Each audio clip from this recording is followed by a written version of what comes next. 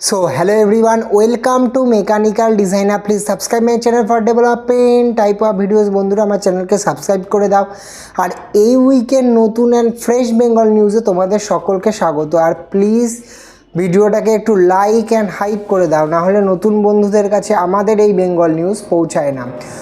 তো বন্ধুরা, প্রথম যে বড় খবরটা চলে আসছে সেটা আসছে শিলিগুড়ি থেকে, যেখানে সবরমতী যে রিভার ফ্রন্ট আছে আমেদাবাদে, সেটার মতো করেই কিন্তু পশ্চিমবঙ্গের যে শিলিগুড়িতে আছে সেখানে মহানন্দা রিভার ফ্রন্ট তৈরি করছে, যেখানে নানা ধরনের রিক্রিয়েশনাল সেন্টার, তার সাথে সাথে বসার জায়গা, সুন্দর একটা পরিবেশ কিন্তু তৈরি করতে চলেছে এই মহানন্দা রিভার ফ্রন্ট এলাকাতে প্রজেক্টের মাধ্যমে, যার মাধ্যমে যে গুজরাটের যে এই যে সবরমতী রিভার ফ্রন্ট আছে সেটার মতো করেই কিন্তু এই রিভার ফ্রন্টটা তৈরি করা হবে। এবং শিলিগুড়িতে আপনারা জানেন কলকাতার যে গঙ্গা, সেটাকেও কিন্তু বিভিন্নভাবে কলকাতার গঙ্গার হুগলি রিভার ফ্রন্ট ডেভেলপমেন্টের ব্যাপারেও কিন্তু অনেক আলাপ আলোচনা হচ্ছে।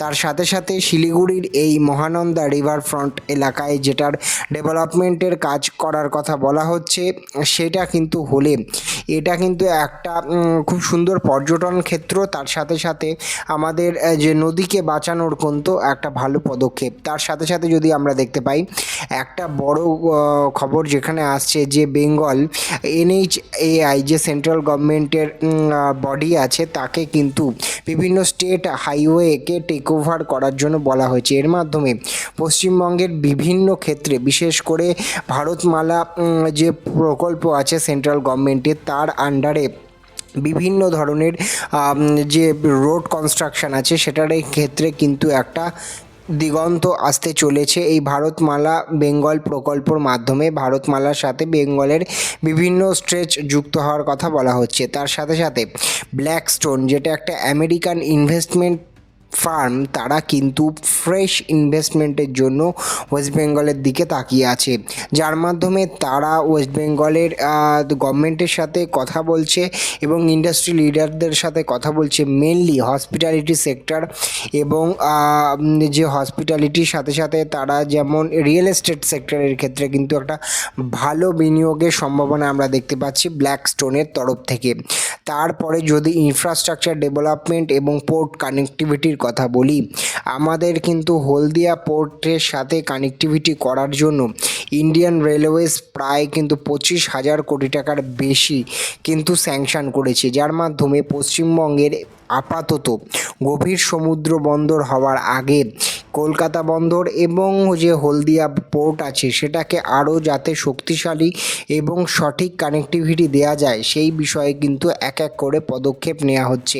এবং হলদিয়ার সাথে সাথে হলদি নদীর ওপর হলদিয়া এবং নন্দীগ্রামের মাঝখানেও কিন্তু যে ফোল্ডিং ব্রিজের কথাও কিন্তু ভাবা হচ্ছে, যেটা হলদি নদীর ওপরে হবে। দেখতেই পাচ্ছেন হলদি নদীর ওপরে ঝুলবে 3 কিমির ফোল্ডিং ব্রিজ, স্বপ্ন পূরণের পথে জেলাবাসী। তো এটা কিন্তু খুব ভালো কানেক্টিভিটির দিক থেকে, এবং এই ধরনের পদক্ষেপগুলো যত হবে কানেক্টিভিটি এবং economic activity all of the ডিস্ট্রিক্টে কিন্তু ভালো হবে। তার সাথে সাথে শিলিগুড়িতে কিন্তু নতুন বাস টার্মিনাস করার কথা বলা হচ্ছে, এবং শিলিগুড়ি এবং কলকাতায় যে উচ্চ পর্যায়ে বৈঠক হচ্ছে যাতে নতুন রিং রোডের উপর কাজ করা যেতে পারে। আপনারা জানেন ভারতবর্ষের এরকম অনেক শহর, যেমন হায়দ্রাবাদ, ব্যাঙ্গালোর, এরকম বরোদা, সব শহরে রিং রোড কনসেপ্ট আছে, যার মাধ্যমে কিন্তু শহরের ভেতরে যে কনজেশন আছে সেটাকে কমানো যায়।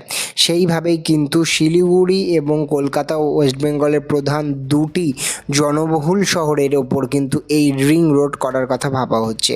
তারপরে প্রধান মুখ্যমন্ত্রীর অফিস থেকে কিন্তু আমরা দেখতে পাচ্ছি যে ইনগরেট করা হচ্ছে পশ্চিমবঙ্গ আবাস স্কিম, যার মাধ্যমে সরকারি সাহায্য কিন্তু সাধারণ মানুষ নিতে পারবে। তারপরে একটা সবথেকে বড় খবর, সেটা হচ্ছে প্রায় 4,000 কোটি টাকার একটা বিপুল বিনিয়োগ কিন্তু পশ্চিমবঙ্গে আসছে।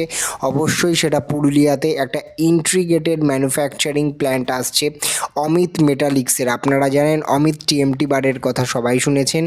এই সংস্থাটি কিন্তু প্রায় 4,000 কোটি টাকার একটা বিনিয়োগ করতে চলেছে পশ্চিমবঙ্গে, এবং পুরুলিয়ায় এই বিনিয়োগটা হতে চলেছে, এবং 17ই আগস্ট কিন্তু এটার একটা ভিত্তিপ্রস্তর স্থাপনের করার কথাও শোনা যাচ্ছে।